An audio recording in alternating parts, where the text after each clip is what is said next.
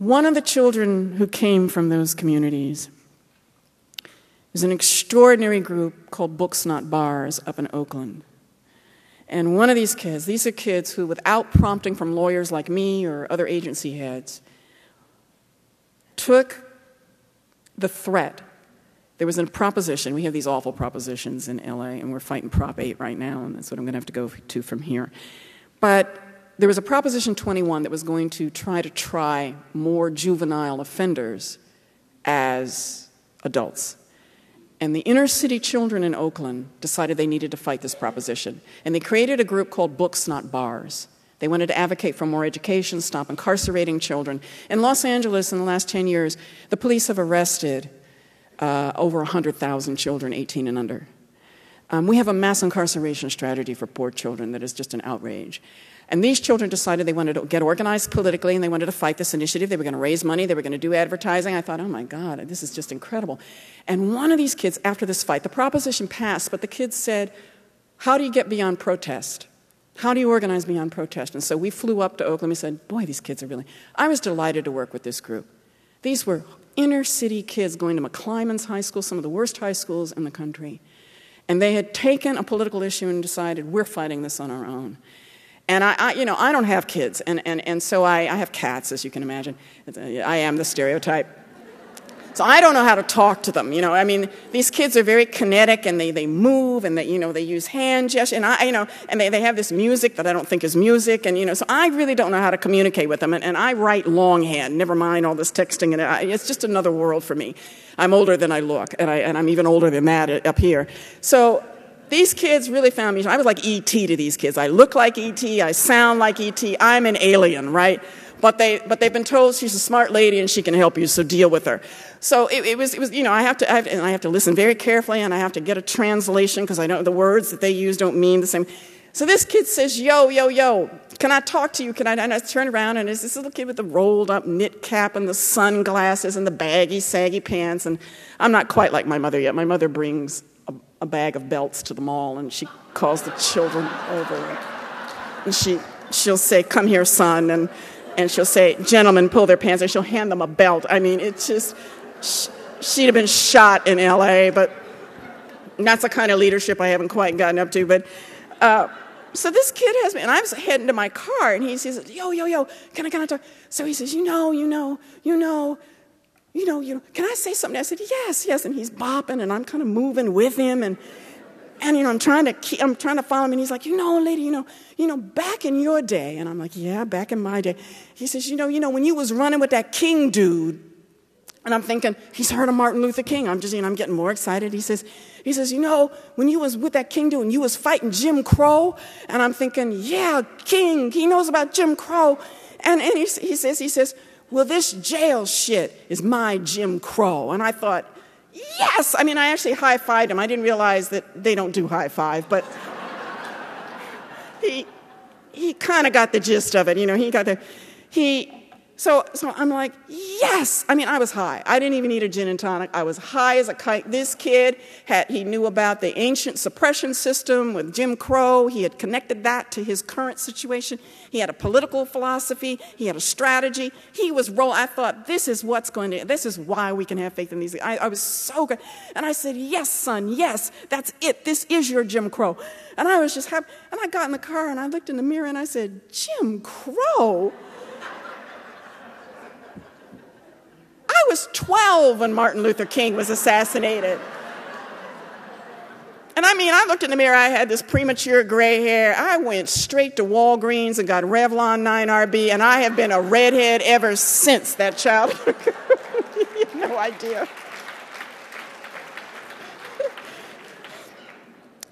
He made me high, but he also made me color my hair. I said, I'm not. He thought I was old as Grandma Moses. But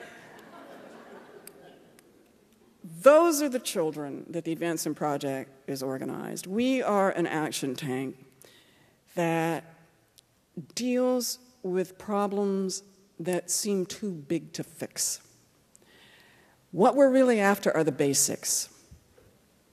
It is unacceptable. We seem to accept like gravity that the men I worked with and the women I worked with in Watts, and that young ex-banger who's going to fight his Jim Crow, we have accepted the status quo, which is that you leave them in containment suppression zones, and if we really cared, the schools would work. If we really, there's just no, we actually accept a level of failure in these areas. And it is accepted. It is like gravity. The Advancement Project doesn't accept the current physics. And when we see problems that are intractable and that are huge, we go right into the eye of the hurricane. Nobody thought that we would get the gangs to respond to gang intervention. Well, now they do, to the point where the officers I used to sue get up delighted to sue every day, are now my partners. Chief Bratton has me on speed dial. Sheriff Baca has me on speed dial. I was with them all last week. The police I used to sue are now our allies. I changed from suing them to infiltrating and seducing, because I was winning my lawsuits, but I was not changing how they thought of their jobs. I was not changing how they treated the community. I was not changing it. And I decided to become an anthropologist instead. I needed to understand why they behaved the way they did, because when we started representing whistleblower cops, we stopped representing victims of police abuse. Because when you walk in there with a budding axe murderer, the judge isn't going to let you change policy. We are not after defense. We are after using law to make systems change. It is an alternative policy arena. Problem is the courts can't reach the mindset and the culture of a police force. And that's the level at which the problem lay. So lawsuits don't reach that level of solution. So we had to figure out something different. We started representing the Serpico. I call it a Serpico practice. We started representing the good cops, and we realized most of the officers wanted to do policing without corruption, without bias, and without brutality. They wanted to do a good job. They wanted the community support. They weren't a bunch of racists from top to bottom, which is how we had been taught to think. That just wasn't the case. It wasn't accurate. So we started representing female officers who suffered discrimination. We started representing gay and lesbian officers. We started representing Jewish officers who suffered discrimination. We started getting the white officers who wanted to do the right thing. And we put them into an army, and it ended up being a blue wedge that broke the blue wall, because we had their cops going into court and challenging the policies and the mindset that allowed them to be discriminated against, even though they were fellow officers. I called it a Serpico practice. And from there, we started learning the culture down to the DNA. I've been hanging around with cops so long that Tom Hayden blogged that Connie Rice has Stockholm Syndrome. Because I wake up almost every day, and the first calls I get are from officers, sometimes at 2 o'clock in the morning. I am now a partner of theirs, to the point where Chief Bratton hired me to investigate the Rampart gangster cop scandal, a civil rights lawyer who used to sue them. One of our theories is unlikely alliances. Another strategy that we use is data-driven. We are data nuts. You may have seen Pete's presentation on the mapping project. We have the most comprehensive databases. It's an integrated data platform, which is a mouthful for me since I won't even do email. But what we do is we take the 211 database, census databases, we merge them, and you can do a CAT scan on a neighborhood. Who's here? How sick are people? How wealthy are they? What are the kids' grades? What's the profile of the school? What agencies are here? Is the Salvation Army here? What services are here? What parks are here? What swimming pools are open? You need to know a community, at least the trappings of it, and the characteristics and the problems of the people in it, before you can help them craft solutions to their problems. Data-driven, 3D CAT scan, MRI, colonoscopy. We want to know everything there is to know. Okay? I don't make a move without doing it. The reason we won, our cases and our initiatives have won over $30 billion putting into systems to serve the poor. You don't win $35 billion in bonds and damages and injunctive relief without having more data, more information, and better experts. I have killer experts. When I walk into court or when I walk into City Hall, I've got USC, UCLA, and they all work for free. okay? The expertise, the data, the information, that is what's powerful. And I know my opposition better than they know it. And then you've got to do a CAT scan on the culture of the bureaucracy that you've got to get changed. Because our theory of change is that if you took every single charity in this country, including Catholic charities, which gets a quarter of its money from the federal government. Let's even do the federally funded charities. Let's put them all together. Churches, all the faith-based, all the environmental, civil rights, women's rights, all of us. Poverty, all of us, right? If you took all of our assets and wealth, we could solve maybe 15% of this country's problems. The charitable sector can't solve the problems on its own. We can be catalytic. We can be transformative, we can be push, we can be leverage, we can be the fulcrum even. But we can't solve these problems without the commonwealth. Our theory is that you have to take the engines of government, hijack them, and make them solve a problem. And which means I get to sue my friends. And I get to go up against my friends because it's my friends who are mayors, governors, judges. I'm 53 years old. My friends are now in power.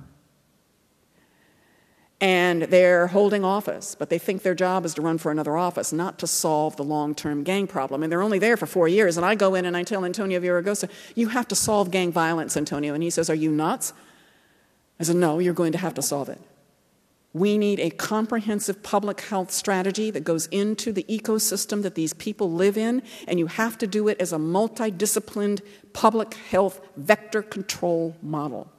You can't just send a couple of gangbangers in there to do some intervention and then throw a picnic on Easter. That ain't going to get it. When you have a youth gang homicide epidemic, let me repeat that. We hired epidemiologists from the UN, epidemiologists who study violence as a disease. Because the civil rights lawsuits weren't doing it. We were winning our cases and weren't touching this problem. Law enforcement has arrested 100,000 kids. They've arrested everybody who walks. What else? Who else can they lock up? We've told law enforcement to do that. I'm not blaming law enforcement. That's what we told them to do. So we can't arrest our way out of it. We can't ignore our way out of it. So when are we going to solve this problem? Because there is no civil liberty. There is no equality. There's nothing without safety. So when we came to attack the violence problem, we had new partners. I had law enforcement, and law enforcement is really all I needed because law enforcement is so powerful. All of the politicians are afraid of law enforcement. They're terrified of them because they don't want to be called soft on crime. So I understand who has power. I created an alliance. It took 9 years to gain their trust. Every day I had to go in there. And after the 9 years, I would go into these divisions when I would do these reports, and these cops are, oh yeah, you're the civil rights lawyer who changed. That was how they could justify working with me. Oh yeah, everywhere I went, they've got a better grapevine than Interpol. You know, the FBI needs to study LAPD's grapevine in the ship. Law enforcement, they can get a message out and they're all on message. Oh yeah, you're the lawyer who changed. Yeah, I'm glad you grew up, Connie. I said, yeah, right. I just take it. I now sit with law enforcement, and they are the ones standing with me at the podium telling the politicians it takes a long-term public health strategy. And we figured that out by gathering 47 different experts to write a report that was this thick. I wanted to call it Why We're Stuck on Stupid. But my staff saved me, and we said, a call to action, a case for a comprehensive solution to LA's youth gang homicide epidemic.